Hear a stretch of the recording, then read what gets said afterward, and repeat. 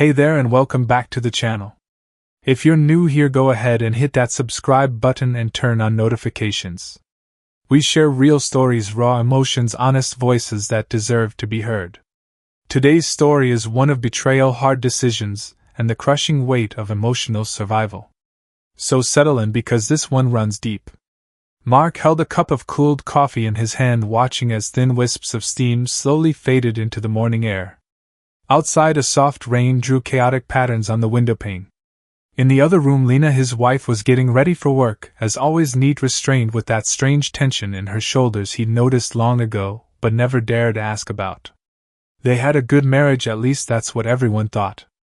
A beautiful couple, successful careers, a cozy home. They had even learned not to fight, instead each retreated into their own silence.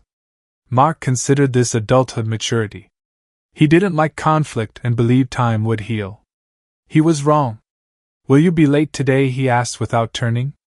"Probably. We're behind on a project. I'll have to stay late." Her voice was dry, almost irritated. As if something else hid behind it, but Mark pretended not to notice. "Okay," he replied shortly. "I'll warm up dinner if you want." She didn't say thank you or don't wait. She just left, closing the door a little louder than usual. And again silence filled the kitchen, wrapping the space like a thick fog. Lately Mark had noticed strange things.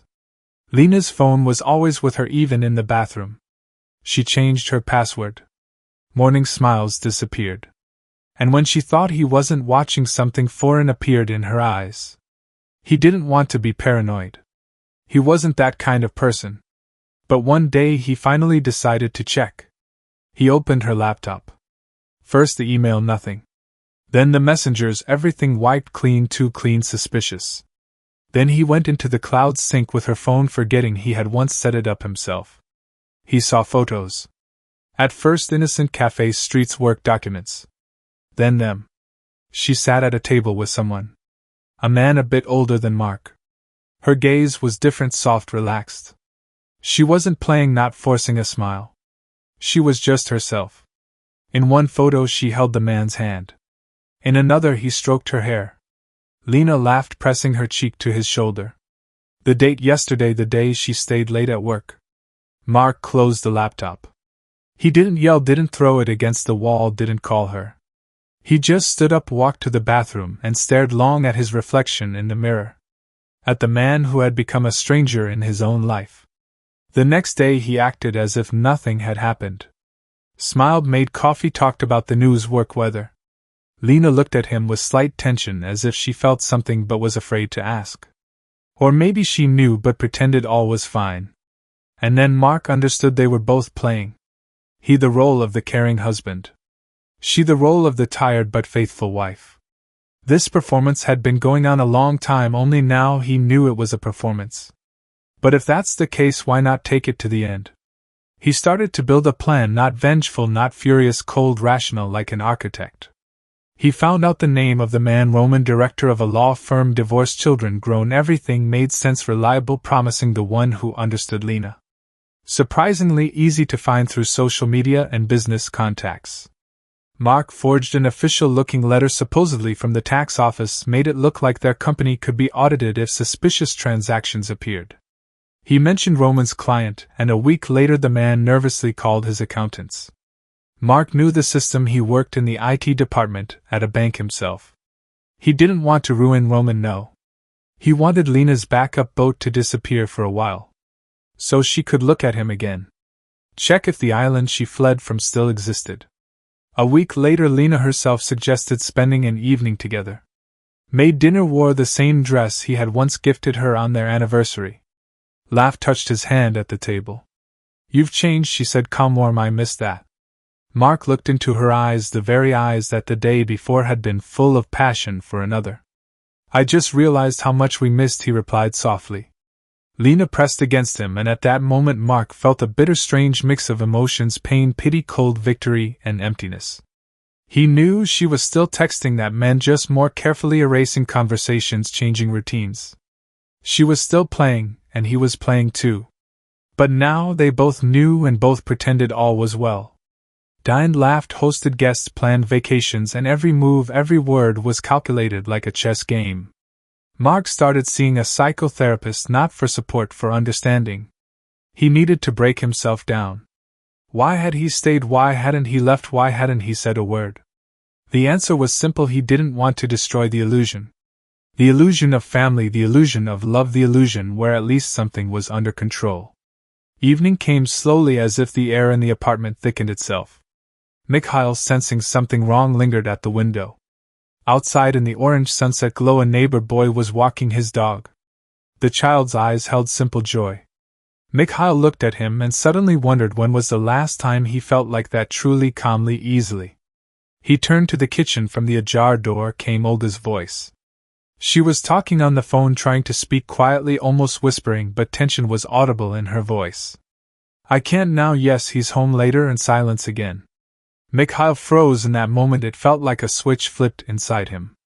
Suspicion became reality, not anger, not jealousy, no, only a cold, dull understanding, like a ringing in the ears after a loud strike.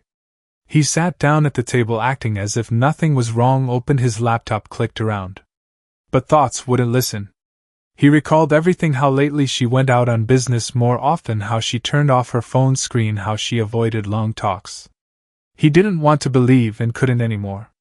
Later, when Olga came into the kitchen, he asked, "Who was that on the phone?" She flinched slightly, then quickly composed herself.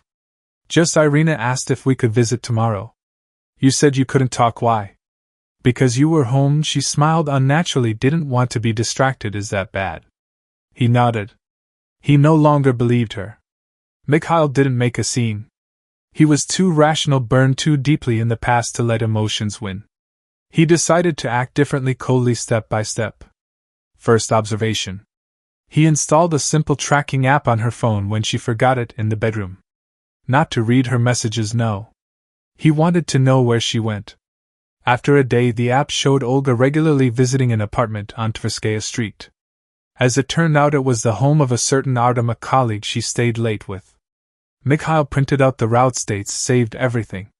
He even went to the apartment to see the man. Young, confident, too slick to be just a friend.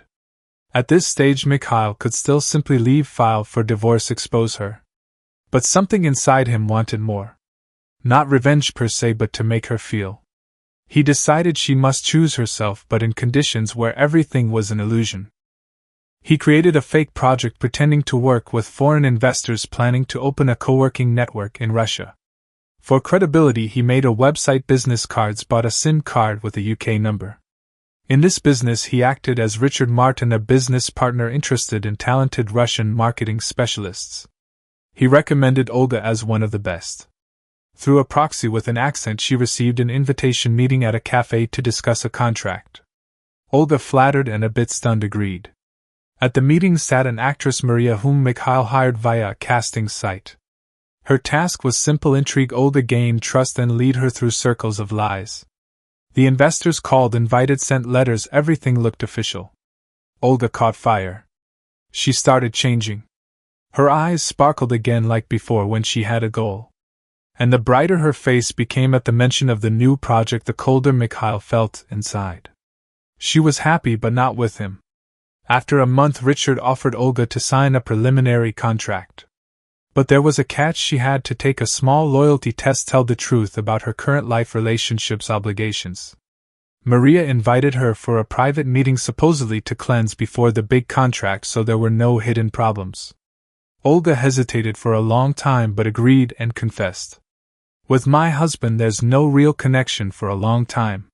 He's good, kind, but I feel like I'm in a cage. I want to live my own life. Sometimes I'm with someone else, but I don't regret it. It's a part of me he will never understand." Mikhail watched the recording on his laptop screen. He didn't cry. He didn't get angry. He just turned off the video, got up, went to the kitchen.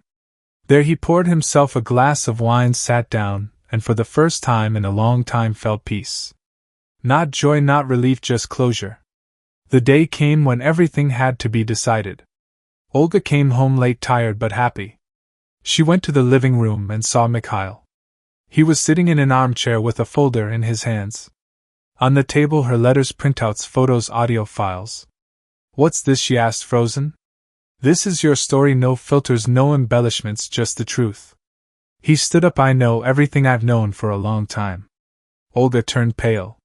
Why did you stay silent? Because I wanted you to get to the end, for you to choose yourself, and you chose not me. He left, no shouting, no curses, no threats. He left her in the room where the walls pressed like concrete. 2 months later, Mikhail lived in another city. He got a job as a consultant in an international company that had long invited him. He wasn't looking for love, not for meaning. He just lived honestly, alone but without lies. And Olga tried to contact him.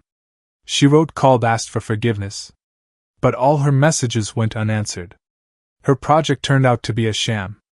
Artem vanished when he realized things were serious. Her life became empty, not because Mikhail left, but because he no longer wanted to return.